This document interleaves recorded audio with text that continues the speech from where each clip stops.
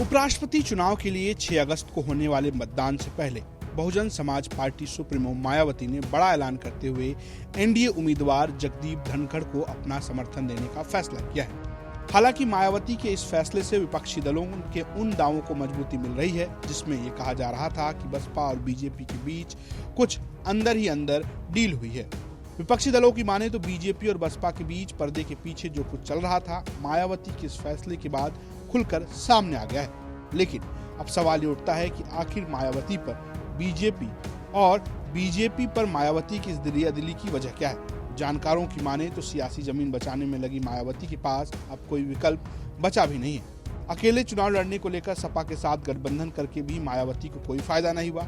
सबसे बुरी हालत तो 2022 विधानसभा चुनाव में मायावती को झेलनी पड़ी। कभी सूबे से लेकर देश की राजनीति में अपनी पैठ रखने वाली बसपा यूपी विधानसभा चुनाव में महज एक सीट पर सिमट कर रह गई। बलिया जिले के रसड़ा विधानसभा क्षेत्र से पार्टी उम्मीदवार उमाशंकर सिंह ने जीत हासिल की, जहां वो कई बार अपने बूते जीत चुके हैं। बीएसपी अपना दल, निषाद पार्टी और राष्ट्रीय लोक दल तक से पिछड़ गई। साल 2017 के विधानसभा चुनाव के मुकाबले बीएसपी को करीब 10% वोट कम मिले।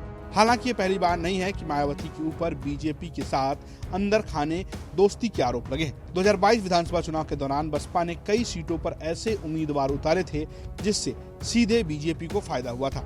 वैसे ही आजमगढ़ उपचुनाव के दौरान भी मायावती के मजबूत कैंडिडेट की वजह से बीजेपी को फायदा हो गया और बीजेपी के उम्मीदवार दिनेश लाल यादव उर्फ निरहुआ ने बाजी मार ली और इस बार अखिलेश की हार की वजह बुआ जी ही बनी है। आरोप चाहे जो भी हो, लेकिन सबसे बड़ा सवाल यह है कि 2024 लोकसभा चुनाव के दौरान बीजेपी और बसपा के बीच क्या गठबंधन होने जा रहा है। अगर हाँ, तो उससे आखिर किसको फायदा मिलेगा। Bureau report.